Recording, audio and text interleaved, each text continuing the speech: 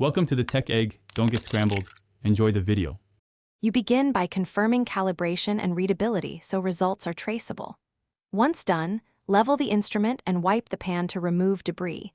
Vibration skews milligram readings. Make sure the unit has warmed for at least 30 minutes and that environmental drafts are minimized. Place a clean, dry weighing vessel on the pan and press tare to 0. This gives you net mass directly. Finally, transfer your sample quickly using tweezers or a spatula to avoid moisture uptake or electrostatic loss. Now refine technique to improve precision.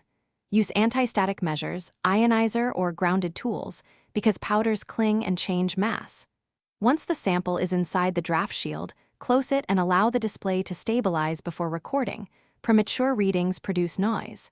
If the balance shows unstable drift, wait longer or re-tare. Take at least 3 successive measurements and record each.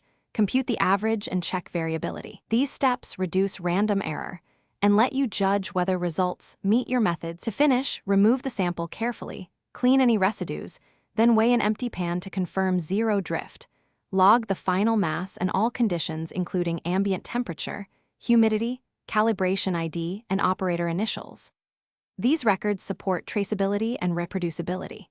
If readings are unstable or inconsistent, first check the spirit level and anti-vibration table, then inspect for drafts or electrostatic charge. Recalibrate if issues persist. One key troubleshooting tip: if instability continues after environmental fixes, run a diagnostic calibration procedure to isolate mechanical or electronic faults.